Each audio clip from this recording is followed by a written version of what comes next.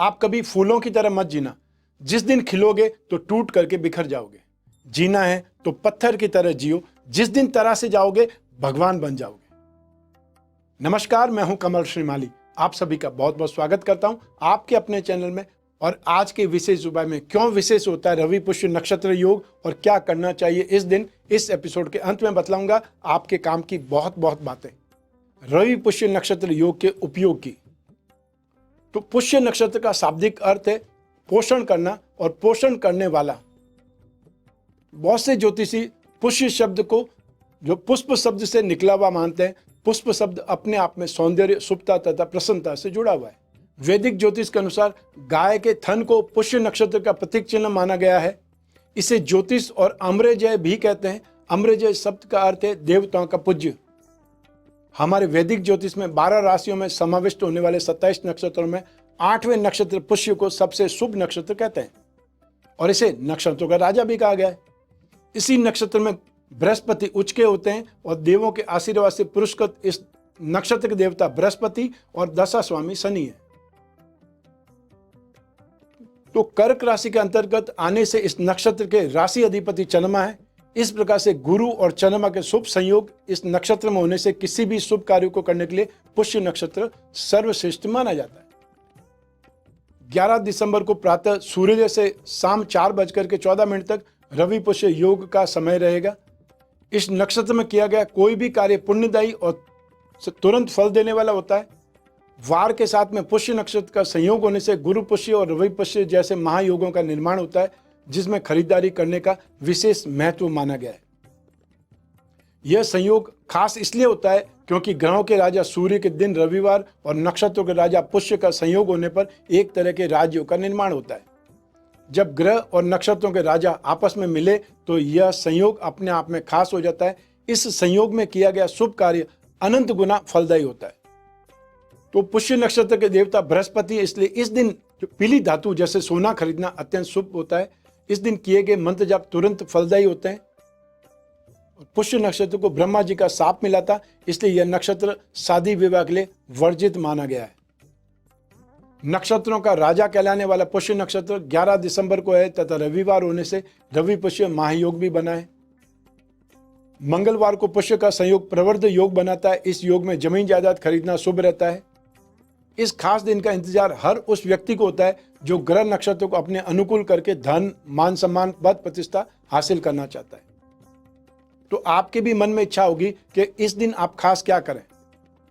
तो पुष्य नक्षत्र दिन प्रातः सूर्योदय से पूर्व उठ करके पानी में गंगा जल डाल करके स्नान आदि से निर्वत हो जाना चाहिए और उदित होते हुए सूर्य को अर्घ्य देना चाहिए और ओम घृणी सूर्याय नमः इस मंत्र की जाप करना चाहिए। जो लोग संस्कृत पढ़ना जानते हैं आदित्य हृदय स्तोत्र का पाठ करें, इससे आयु और आरोग्य की प्राप्ति होती है। सरकारी नौकरी की चाह रखने वाले, सरकारी नौकरी में प्रमोशन चाहने वालों को यह उपाय जरूर करना चाहिए।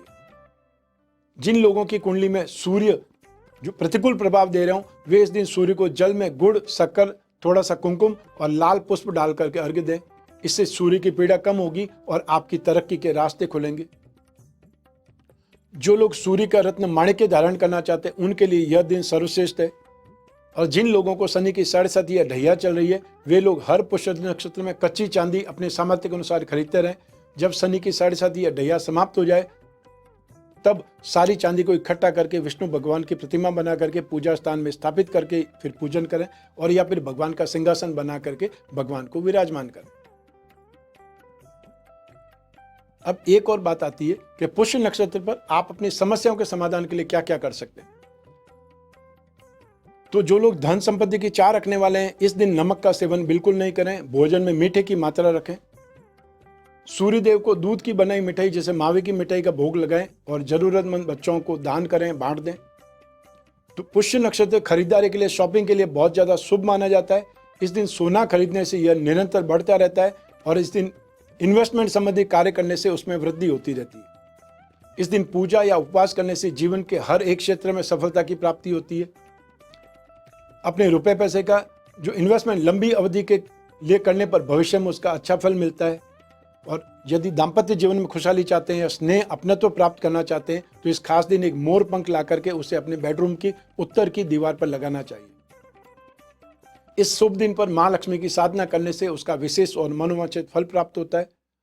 धन की आपके जीवन में कभी कमी नहीं हो, इसके लिए श्री यंत्र पर केसर और अष्टगंध से 9 बिंदी लगा करके लाल रेशमी कपड़े में बांध करके तिजोरी अपने कैश बॉक्स में रखें और या फिर घर के पूजा स्थान पर या व्यापारिक प्रतिष्ठान के पूजा स्थान पर रख करके स्थापित करके इसकी पूजा करें। श्री यंत्र के लिए इस मंत्र का जाप सबसे ज्यादा शुभ होता है।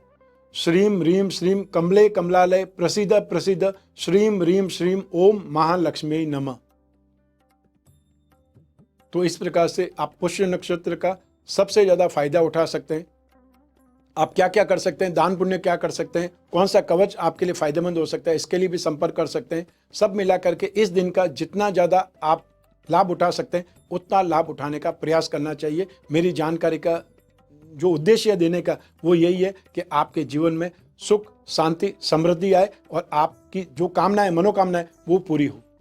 आइए अब बात करें आज के विशेष मुहूर्त की और विशेष कवच निर्माण की। 11 दिसंबर 2022 को रवि पुष्य योग पर आपके लिए कवच का निर्माण करेंगे। वैसे तो समस्या या कामना पूर्ति के लिए अलग अलग कवच का निर्माण किया जाता है, जो आप स्क्रीन पर दिए हुए नंबर्स पर संपर्क करके जानकारी प्राप्त कर सकते हैं। हमारे टीम मेंबर्स आपकी पूरी सहायता करेंगे। वैसे वर्तमान समय को देखते हुए, स्थितियों को देखते हुए आपको कुछ कवच के बारे में जानकारी देना चाहता हूँ। सबसे पहले आपको 10 अवतार विष्णु कवच के बारे में बता रहा हूँ। ज्योतिष में बृहस्पति ग्रह को गृहस्थ सुख, संतान सुख, सौभाग्य, समृद्धि और आध्यात्मिक उन्नति का कारक माना जाता है। यदि आप गृहस्थ सुख, पारिवारिक सुख, सौभाग्य, समृद्धि और संतान से संबंधित समस्याओं से परेशान रहते हैं तो फिर आपको 10 अवतार विष्णु कवच धारण करना चाहिए, क्योंकि 10 अवतार विष्णु कवच से सौभाग्य, धन संपत्ति, दाम्पत्य सुख और साथ ही साथ कुसंस्कारों का नाश तो आर्थिक लाभ के मार्ग प्रशस्त होते हैं। अब बात करते हैं पितृ शांति कवच की। जो पितृ होते हैं उनकी शक्ति सूक्ष्म शरीर होने के कारण अत्यंत विशाल बन जाती है। वे शक्ति और सिद्धि के निश्चित स्वरूप बन जाते हैं। उत्तम होने के कारण स्वास्थ्य, आयु, गर्भ आदि कार्यों के नियंत्रक बन जाते हैं। इसी पितृदोष से जातक आदि व्याधि उपाधि अर्थात तीनों प्रकार की पीड़ाओं से कष्ट उठाते हैं। उसके प्रत्येक कार्य में अड़चन आती है। कोई भी कार्य सामान्य रूप से निर्विघ्न संपन्न नहीं होता है। यदि आप पितृदोष से पीड़ित या आपकी कुंडली में पितृदोष है तो आप यह पितृ शांति कवच धारण करके राहत प्राप्त कर सकते हैं। आइए अब बात करते हैं धंधा यक्षिणी कवच के बारे में। यदि आप शेयर्स, कमोडिटी मार्केट में या सट्टे आदि से पैसा कमाना चाहते हैं तो यह कवच आपके लिए लाभप्रद है। यदि आपका पैसा कहीं फंस गया है या आपका पैसा बकाया सामने वाला देना नहीं चाहता है, ऐसी स्थिति में भी यह कवच लाभप्रद है। समृद्धिशाली, लखपति, करोड़पति होना कोई गुनाह नहीं है। यह तो जीवन का सौंदर्य है और आज के युग में सही दृष्टि से देखा जाए तो जीवन की पूर्णता है। यह जरूरी है कि जो भी रुपया पैसा आप कमाएं वह सामाजिक नियमों के अनुकूल तथा कानून की दृष्टि से उचित हो। आइए अब बात करें अष्टलक्ष्मी कवच के बारे में। जब लक्ष्मी को संपूर्णता से अपने जीवन में समाहित करने की बात आती है, वहां स्वतः ही अष्टलक्ष्मी की बात आ जाती है। अष्टलक्ष्मी अर्थात धन लक्ष्मी, यश लक्ष्मी, आयु लक्ष्मी, वाहन लक्ष्मी, स्थिर लक्ष्मी, गृह लक्ष्मी, संतान लक्ष्मी, भवन लक्ष्मी। और यदि आप भी लक्ष्मी प्राप्ति का प्रयास तो बहुत करते हैं लेकिन कुछ न कुछ कमी निरंतर अवश्य बनी रहती है, तो आप अष्टलक्ष्मी कवच धारण करके जीवन को संपूर्ण ऐश्वर्य में बना सकते हैं। हमेशा याद रखिए कि बीता हुआ कल बदला नहीं जा सकता, लेकिन आने वाला कल हमेशा हमारे हाथों में होता है और यही अवसर है जब आप सही कवच का निर्माण करके अपने जीवन को सही दिशा दे सकते हैं। जो कामना पूर्ति के लिए आप सिर्फ सोचते ही रहते हैं, उसके लिए आप कोई न कोई साधन बना सकते हैं।